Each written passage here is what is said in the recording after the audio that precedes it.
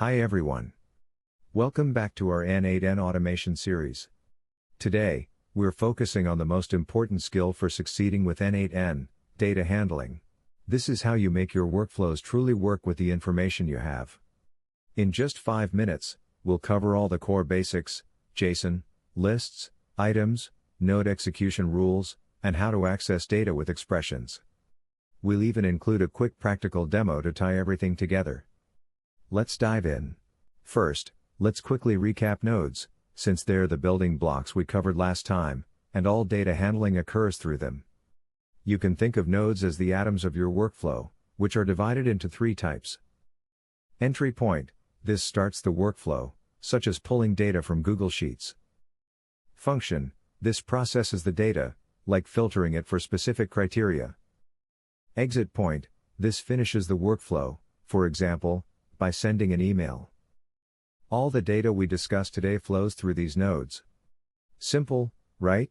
Now, let's talk about the official language of n8n data, JSON. This is the format that every node uses to share data, so mastering it is essential. JSON is simply a straightforward way to store data using key-value pairs. You can think of a key as a label and a value as the information associated with that label.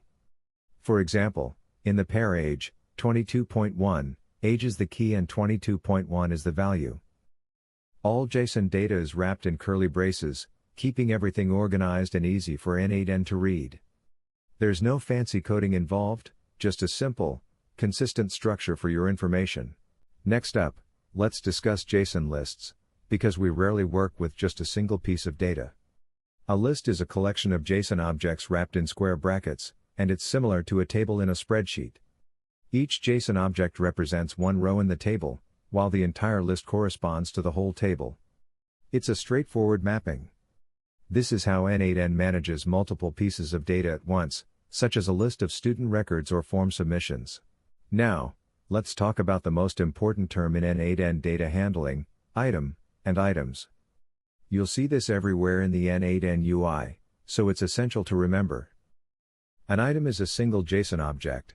Think of it as one row of your spreadsheet data, one form submission, or one piece of information. It's the basic unit of data processing in n8n. Items, plural, refers to a JSON list, essentially the complete set of data, such as all the rows in your spreadsheet or all new form submissions. If n8n indicates 5 items, it means that 5 pieces of data are moving through the workflow. Understanding this distinction is crucial for effective data handling. Get this right, and you're already halfway there. Now, let's discuss how nodes process data, node execution rules. Nodes operate under 2 simple rules that determine how many times a node will run. Default rule, loop processing. This is what happens 99% of the time. The node executes once for every item you input.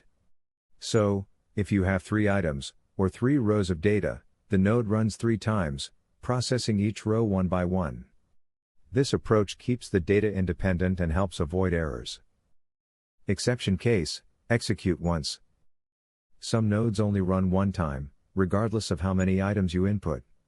This is useful for tasks like sending a single summary email or aggregating all your data into one report. You wouldn't want 5 emails for 5 items, just one. n8n manages this automatically for most nodes, so you just need to understand the difference. There's no extra setup required. Next, let's discuss the skill that allows you to utilize your data access with expressions. Expressions are the way you pull specific information from a JSON item, like a student's GPA or a user's email, and incorporate it into your workflow. For example, you might use an expression to insert a name in an email or to filter based on a number. The expression syntax is super simple. Just remember this one line. $JSON. Key_name.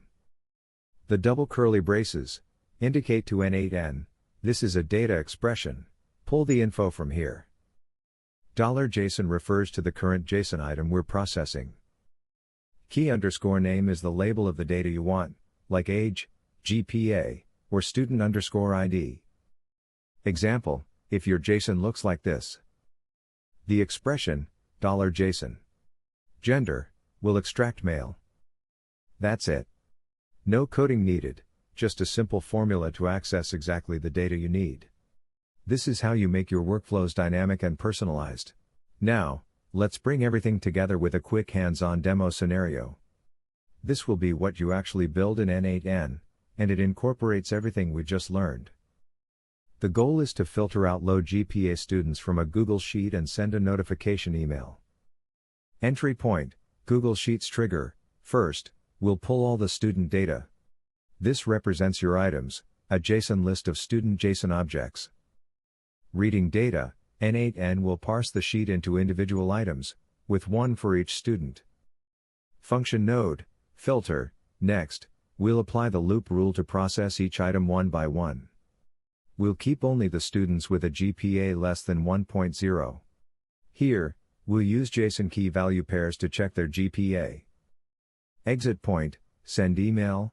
Finally, we'll use expressions like $JSON, student_ID, and $JSON GPA to fill in the email with student information.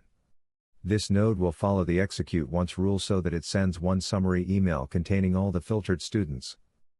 And that's a complete data handling workflow, all built with the basics we just covered. Let's wrap up with our key takeaways, the essential points to remember for n8n data handling.